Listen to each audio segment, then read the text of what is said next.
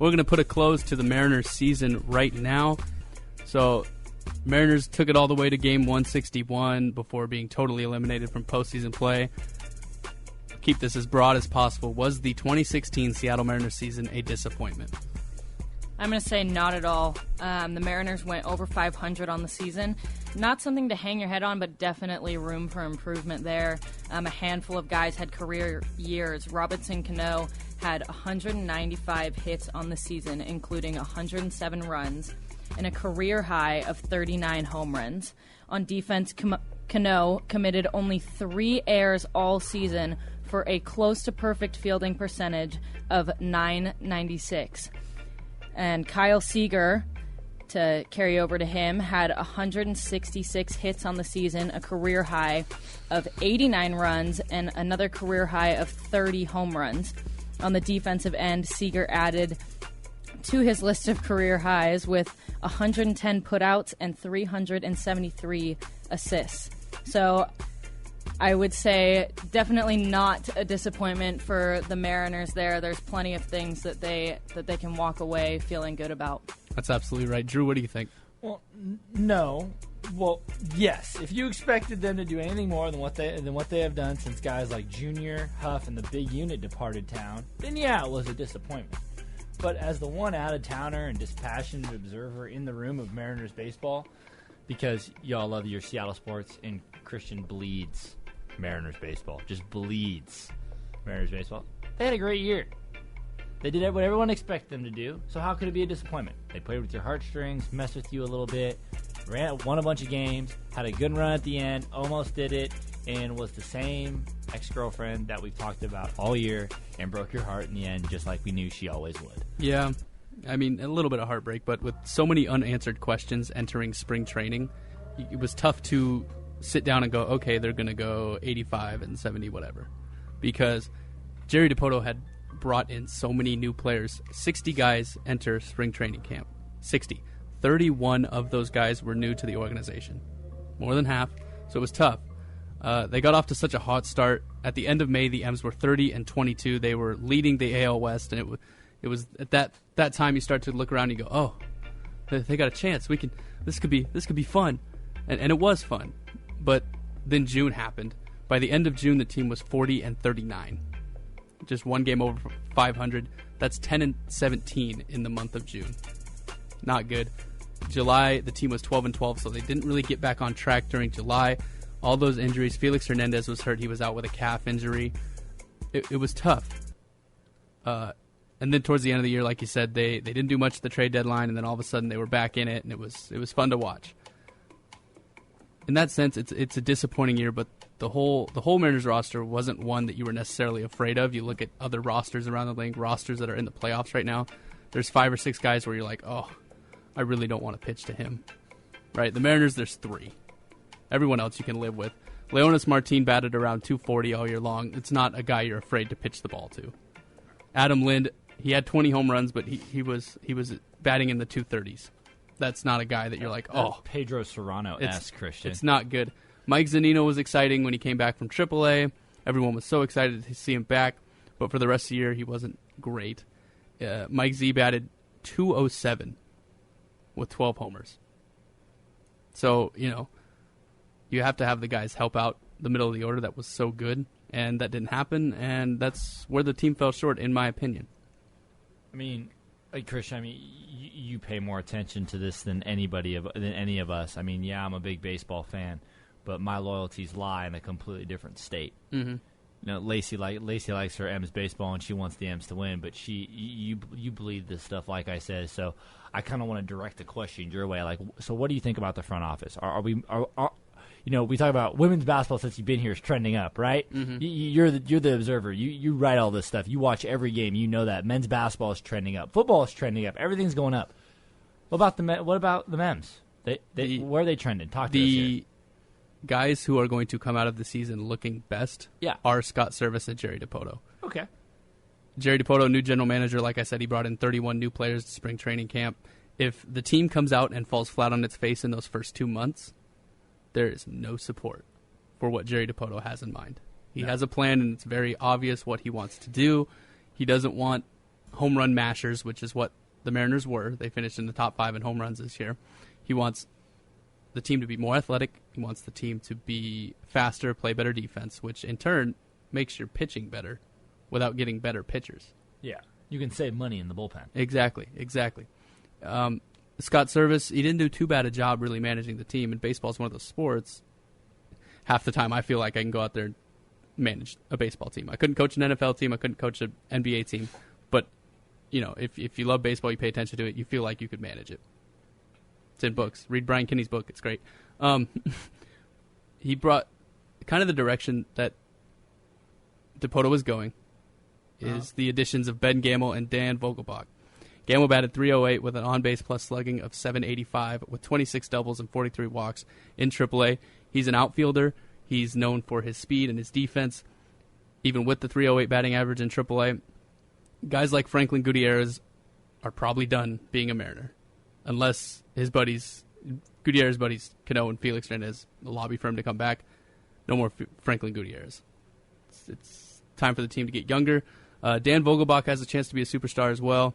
Vogelbach batted .293 with an on-base plus slugging of .923, 25 doubles, 23 homers, 97 walks in AAA. He controls the zone, which is what the team wants to do, and he'll be the most interesting player to watch. It'll be the decision process of, do we keep Adam Lind? Do we get rid of Adam Lind? Do we keep Dae-Ho Lee? Do we get rid of Dae-Ho Lee? If they get rid of both of Lind and Dae-Ho Lee, Dan Vogelbach will be your guy at first base next season. So it'll be interesting to see if they pull the trigger on Vogelbach. So you love this stuff. Yes. So you want to be a GM. Forget the whole broadcasting thing. You want to be a GM of a major league franchise, don't you? It'd be tough. So I want to open it back up to you guys. Okay. Where do the Mariners need to get better? I mentioned a couple younger players right there, but where can this team get better? Well, I think the Mariners are really lacking in depth, and I'm going to relate this to basketball because it's what I know best. But if you want to win like the Golden State Warriors win, you have to have a bench like the Golden State Warriors have. And, there's not a guy on that bench that you could put in the floor and it'd put a hole in their offense or defense. You have to take Steph Curry out of the game for an injury or a quick break, and you put their backup point guard in, and he's producing. He's not just in as a role player. He's actually putting numbers on the board. So to bring it back to your question, Christian, to the Mariners, there's little production offensively from the team's catchers and ultimately not much depth in that position. Mike Zunino is batting .207 and Chris Iannetta is batting .210. Just not much of a threat on the plate and kind of puts a hole in the offense, like you said earlier. It really does. Scott Service used the term punt the position. They'll take the defense, they'll take the way they call the games, but offensively the Mariners are punting the catching position offensively in the lineup. Drew, what do you think? Where can they get better? Maybe they just need to leave the state. Ooh. Seem to work for the Sonics. Ooh. I mean, now the Thunder, who have been a consistent top team in the West since their move. Oh, I'm just kidding. That hurts Christian. They finally locked down a solid infield, anchored by Cano and Seager, who've had career years. But they struggle with production from the gentleman behind the dish, and injuries to the pitching rotation left them thin there. One major change that has to happen is, Mariners faithful. But it is time to move on from King Felix and trade him. Why? You can still get the most for him before his decline gets any worse. We dealt with the same thing in San Fran. Timmy won a Cy Young. Short time later, it was time to deal him. There are only a few arms who have more than a 3-year period of pure dominance. Move, get some young guys to develop, and some cash to chase a good catcher in free agency. It's time to get rid of the King. Okay, here's my question with that. Yes, he looks like he's on the downslope of his career. The velocity is down. Everything is down. Okay? The walks are up. It's not good. But he will be 30. Felix Hernandez will be 31 years old next season. What could the Mariners get by trading Felix Hernandez? Could they get better from getting rid of Felix Hernandez? I feel like getting him out of the rotation makes them better. His ERA was still under 4, but the walks were up. Do you understand what under 4 means? You it know means how many 3. It means what everyone else throws in the league. Yeah, but the Mariners need 3+ runs a game to win. It's been proven this year. Mm-hmm. If you can't do more than 3+ runs, mm-hmm. Come on now. Yeah, you need to hold them under 3.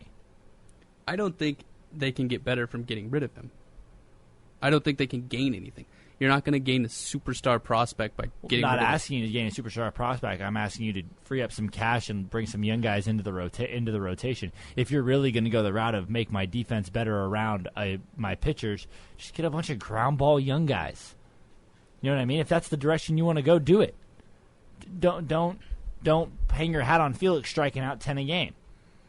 There's a changing of the guard in the MLB right now in terms of pitching, and King Felix is no longer the guy. The guy lost last night to San Francisco. Yeah. Yeah, all right. I don't know. I don't know if that's such a smart move. I don't think they'll do it. I think it makes more sense to trade Taijuan Walker at 24 years old with all the potential in the world.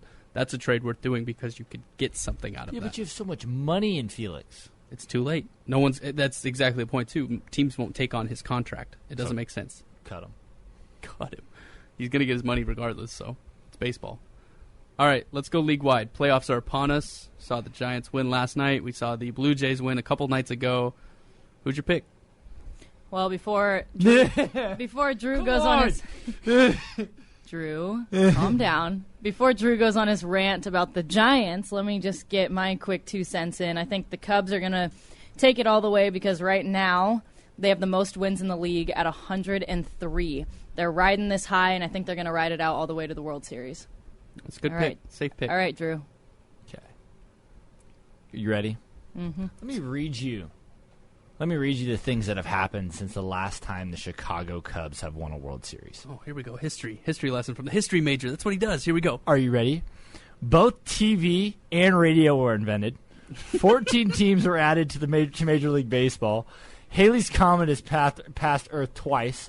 The NBA, NHL, and NFL were formed. And Chicago teams have all won championships in each league. And even the Chicago White Sox. The U.S. has fought in World War I, World War II, the Korean War, Vietnam War, Persian Gulf War, Iraq War, and Afghanistan War. A man has landed on the moon. 16 presidents were elected. 11 amendments were added to the Constitution. The Titanic was built, set sail, sank, and rediscovered 73 years later. Wrigley Field was built and became the oldest ballpark in the National League. Flagpoles were built at Wrigley Field to hold all of the future World Series pennants, but were later removed due to rust damage. A combination of 40 Summer and Winter Olympics have been held. 13 baseball players have won the Triple Crown. 5 states have been added to the United States, and Pluto was discovered. That is the extent of things that have happened since the Chicago Cubs have last won a World Series. Do you know who's won a World Series the last 3 even years? That's right, the Giants. The Giants have won the World Series in 2010, 2012, and 2014. What year is it, Christian Bond? It's 2016. It's 2016. Patterns. Baseball is a game of patterns. We're believing. The Giants are going to win the World Series. The best pitcher in Major League Baseball, they beat him last night. They beat him. Madison Bumgarner was incredible. Gillespie did his best. Cody Ross, Orange October impersonation, absolutely fantastic. The Giants weren't going to lose to Noah Syndergaard. They're not going to lose to anybody. Thor has gone back to Ragnarok. Giants will win the World Series. All right. I feel it. I don't know. We'll see. I'll be very impressed if the Giants win the World Series again. That'll be a little mind-blowing for them to win it every other even year. And then in 2020, we'll be cheering for it because I want to see it every even year in a decade. That'd be crazy. That'd be absolutely insane.